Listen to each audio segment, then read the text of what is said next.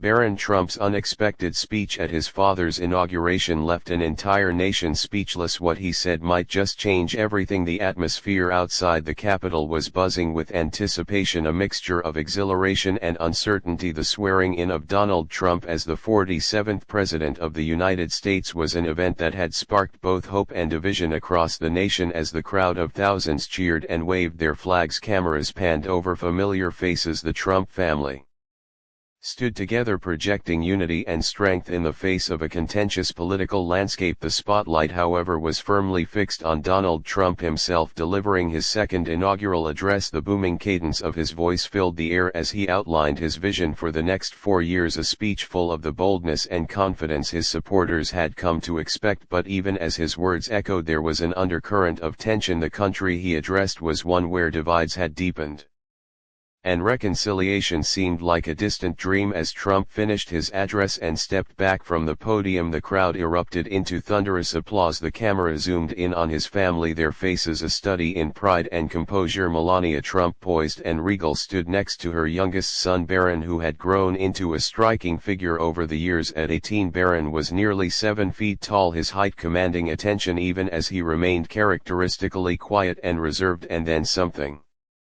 unexpected happened. As the applause began to wane, Barron Trump, dressed in a sharp black suit, stepped forward. His movement was subtle at first, as though he was testing the waters. The crowd's cheers softened into murmurs of curiosity. People exchanged puzzled looks, unsure of what was about to unfold. Even his family seemed momentarily taken aback. Donald Trump glanced at his son with an expression that was equal parts surprise and curiosity. Barron adjusted his tie, took a deep breath, and approached the podium. The microphones caught the faint sound of his breath as he leaned in. The murmurs faded into silence. The youngest Trump, who had spent most of his life in the shadow of his father's larger-than-life persona, was about to address the nation for the first time. In that moment the atmosphere shifted. This was no longer just a political ceremony, it was something different, something unexpected. Barron's expression was calm but focused, his presence radiating an air of quiet determination. He scanned the crowd, his eyes steady as if searching for something or someone. Today, he began, his voice steady but soft, is a day that marks not just a new chapter for my father but for all of us. The crowd leaned in, drawn to his words. What was he going to say? Why now? These questions hung heavy in the air, but Barron's composure silenced any doubts. But what came next was beyond what anyone could have imagined, as Barron's speech would not only steal the spotlight but also spark a conversation that would ripple across the country. Barron's voice, steady yet deliberate, seemed to carry the weight of the moment. Today is about more than celebrating a presidency, he began, pausing briefly as if to measure his words carefully. It's about looking inward and asking ourselves, what kind of country do we want to be? The crowd, still unsure of what was unfolding, remained eerily quiet. A mix of curiosity and tension filled the air. Barron's tone was not grandiose like his father's, nor polished like a career politician. It was something different, raw, reflective, and deeply personal. He continued, speaking not as the son of a president but as a young man grappling with the challenges he had witnessed firsthand. I've spent much of my life watching from the sidelines, he admitted, his gaze sweeping over the crowd, watching arguments on TV, reading about people who feel unheard, and listening to stories from both sides of the divide. And for a long time I stayed silent, thinking it wasn't my place to speak. His admission struck a chord with many in the audience, especially the younger members who often feel overshadowed in political discourse. Barron then shifted his words, taking on a tone of quiet determination. But staying silent hasn't solved anything. In fact, it's only made things worse. We've let anger and fear define us for too long, and it's tearing us apart. A murmur rippled through the crowd, but Barron pressed on unshaken. He spoke of the divisions that had consumed the nation, political, cultural, generational, and the toll they had taken. Yet he didn't dwell on the problems. Instead, he turned his focus to solutions, offering a vision that was surprisingly mature for someone so young. We don't have to agree on everything, he said, his voice growing steadier with each word, but we do have to agree on one thing, that the future we want for this country is worth fighting for, and that starts not with shouting but with listening. The weight of his message seemed to settle over the crowd. People shifted in their seats, their expressions ranging from surprise to admiration. Barron's words were not what anyone had expected. They weren't politically charged or rehearsed, they were personal, reflective, and surprisingly hopeful. And then came the moment that would etch itself into the minds of Everyone present, Barron pausing for a breath, glanced back at his family before turning to face the crowd with a quiet but resolute tone. We're all responsible for the state of this nation, and we all have the power to make it better, not by waiting for someone else to fix it but by starting with ourselves. For a brief second the silence was deafening. The enormity of his words hung in the air as if the crowd was collectively processing the gravity of what they had just heard. Barron unflinching closed his remarks with a poignant message. If my generation is to inherit this country, I ask only one thing: let us inherit a country we can be proud of. As he stepped back from the podium, the silence lingered, an eerie, awe-filled moment where time seemed to stand still, and then slowly but surely the crowd erupted into applause. It wasn't the explosive kind that followed a campaign rally or political victory. It was measured, thoughtful, almost reverent. Barron Trump, the boy who had spent much of his life in the background, had just delivered a message that felt as much like a challenge as it did a plea, and the nation for once seemed willing to listen. But as the applause echoed through the Capitol, the question remained: would Barron's words be remembered as a fleeting moment of clarity, or would they spark a deeper shift in the country's heart? As Barron stepped back from the podium, the crowd remained in a stunned silence for what felt like an eternity. Then applause began to ripple through the audience, growing steadily until the room was filled with a mix of clapping, cheering, and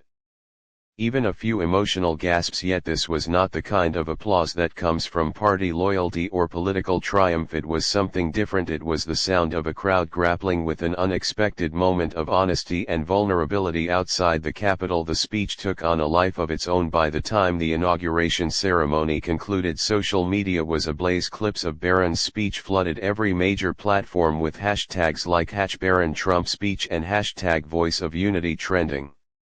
Globally, TikTok users dissected his every word, while Twitter debates erupted between those who praised his maturity and those who questioned his motivations. On Instagram, a video of Barron speaking had already amassed millions of views, with comments ranging from admiration to skepticism. Cable news channels immediately picked up the story, airing his speech in full and dedicating hours of programming to analyzing it. Conservative commentators lauded his ability to transcend political divides, hailing him as a voice of reason in a time of chaos. On liberal platforms the responses were more mixed. Some acknowledged the sincerity in his words, while others accused him of trying to rehabilitate the Trump family's image. Still, even the harshest critics couldn't ignore the fact that his message was striking a chord. In the days that followed, high-profile figures across various industries weighed in. Oprah Winfrey tweeted, "Sometimes the most unexpected voices speak the loudest." Today, Barron Trump reminded us of the power of hope. On the other hand, late-night comedians took a more cynical approach, joking about whether Barron's speech was ghostwritten or staged for political gain. Despite the mixed reactions, the sheer volume of discourse proved one thing: people were talking. Perhaps the most surprising reactions came from young people, many of whom felt personally addressed by Barron's words. High school students recorded videos reflecting on his message, with some sharing how it had inspired them to engage in their communities. College campuses saw a surge of debates about leadership and the responsibility of the next generation, with Barron's speech often cited as a catalyst.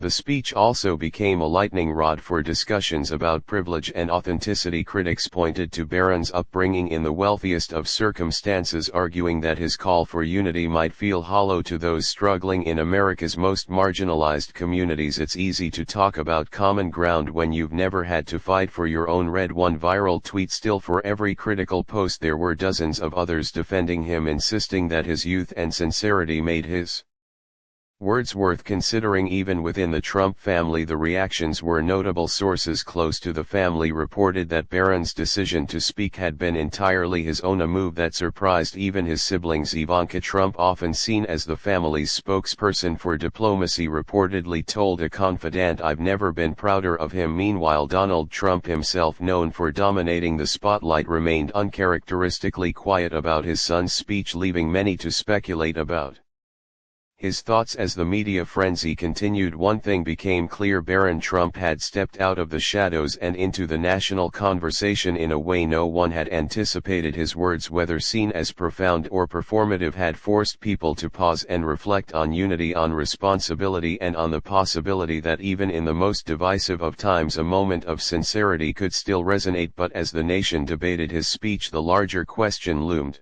Was this a fleeting moment of unity, or could it mark the beginning of something more enduring? As the public dissected Barron's speech, a deeper question emerged: what motivated him to step forward on such a monumental stage for someone who had spent much of his life deliberately avoiding the spotlight? This was an extraordinary decision. Those who knew Barron closely began sharing glimpses of the young man behind the public persona. Teachers from his years at St. Andrew's Episcopal School in Maryland described him as a thoughtful student who preferred listening to speaking, often absorbing debates and discussions without inserting himself. He wasn't the loudest voice in the room, one former teacher recounted, but when he did speak it was always meaningful. Classmates echoed similar sentiments. While Barron's towering height and recognizable last name made him impossible to ignore, he carried himself with a surprising humility. One friend from his private school days shared he never used his family's name to his advantage. If anything, he tried to downplay it. He wanted to be judged on who he was, not where he came from. Vernon's mindset seemed to have been shaped by the duality of his existence. On one hand, he was the youngest son of one of the most polarizing figures in modern history. On the other, he was just a teenager trying to figure out who he was. Friends from his more recent time at New York University's Stern School of Business spoke about his curiosity and drive to understand the world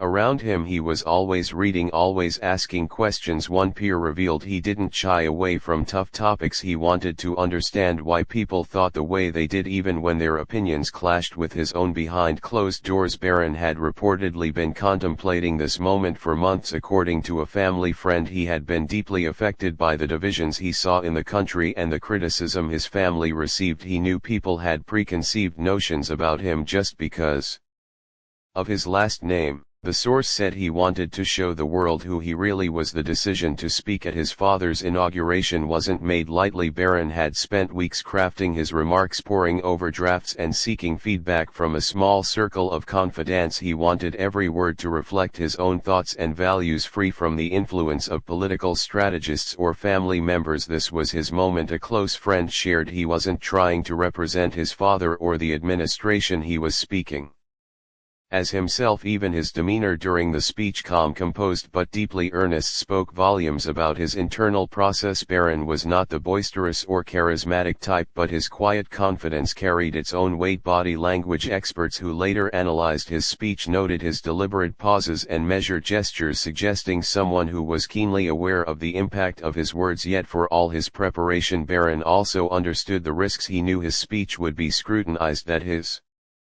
motives would be questioned, and that he might even face backlash, but he chose to speak anyway, driven by a belief that even the smallest spark of hope was worth igniting. "If I can make one person feel heard," he had reportedly told a friend, "then it's worth it." Barron's mindset reflected a rare blend of introspection and courage. He wasn't trying to prove himself or make a grand statement. He simply wanted to be honest, to bridge a gap he felt had grown too wide, and in doing so he managed to capture the attention of a nation that for once seemed willing to pause and listen. But as Barron's motivations became clearer, the bigger question loomed: could his message survive the harsh realities of public discourse, or would it be drowned out by the noise of cynicism and division? The impact of Barron's speech was immediate and far-reaching, spreading well beyond the confines of the Capitol steps. In the days following the inauguration, it became the centerpiece of national conversations. Political analysts, social commentators, and everyday citizens all found themselves grappling with the weight of his words. Some called it a rare moment of clarity in an increasingly polarized world, while others viewed it as fleeting idealism. Regardless of opinion, one thing was certain: Barron Trump had sparked something that couldn't be ignored across the country. Small but meaningful changes began to take shape. In San Diego, a group of high school students launched a community forum where people of differing political views could come together to discuss local issues. Inspired by Barron's emphasis on listening, they invited guest speakers from all walks of life to share their perspectives, fostering dialogue in a way that felt genuine and unforced. One student organizer shared, "If someone like Barron can speak up in such a big moment, we can definitely do it here in our own backyard." In Cincinnati, a grassroots campaign called Common Ground emerged, aimed at bringing together neighbors divided by political affiliations. The organizers cited Barron's speech as their inspiration, using his words about starting with Ourselves as their slogan. Weekly meetings were held in coffee shops and libraries where attendees shared personal stories instead of debating political policies. The initiative gained traction quickly, proving that even small acts of unity could have a profound impact. On social media, the ripple effect was equally significant. Young people, often criticized for political apathy, began using platforms like TikTok and Instagram to share their reflections on Barron's message. Videos tagged with #Barron Speech Challenge encouraged participants to highlight ways they could personally contribute to bridging divides, from volunteering at shelters to mentoring younger students. The hashtag amassed millions of views, turning an isolated speech into a viral movement. But not all reactions were positive. Critics accused Barron's speech of being out of touch, arguing that someone raised in privilege could never fully grasp the struggles faced by ordinary Americans. A prominent political commentator dismissed his words as well-intentioned but naive, claiming they offered little in the way of concrete solutions. This backlash sparked a counter-response, with supporters pointing out that the power of Barron's speech lay not in policy but in its message of hope. Within the Trump family, the ripple effect was equally evident. Melania Trump reportedly expressed pride in her son's courage, calling his speech a reflection of his heart. His older siblings, known for their active roles in their father's political ventures, seemed genuinely moved by Barron's decision to carve his own path. "He's always been the quiet one," Eric Trump told a journalist, "but when he speaks you listen." Even Donald Trump, who had built his career on commanding the spotlight, appeared to step aside momentarily to let his youngest son shine. While he refrained from publicly commenting on the speech, sources close to the family revealed that the former president had privately praised Barron's poise and sincerity. He knew it was Barron's moment, one insider shared, and he respected that. As the weeks passed, Barron's speech continued to ripple through various sectors of society. Universities included excerpts of his remarks in leadership seminars. Churches and synagogues referenced his call for unity and sermons. Even corporations began using his message in team-building exercises, emphasizing the importance of empathy and understanding in the workplace. These ripples, while small in scale, carried an undeniable energy. They served as a reminder that change doesn't always come from sweeping reforms or dramatic gestures. Sometimes it begins with a single voice, a voice willing to stand up and say we can do better. But as the ripples spread, a lingering question remained: could this momentum lead to lasting change, or would it fade into memory like so many moments before? As the echoes of Barron Trump's speech faded, the deeper meaning behind his words began to settle into the minds of those who had heard them. At its core, his message wasn't about politics, power, or family legacy. It was about the simple yet profound act of connection. It was about choosing understanding over division,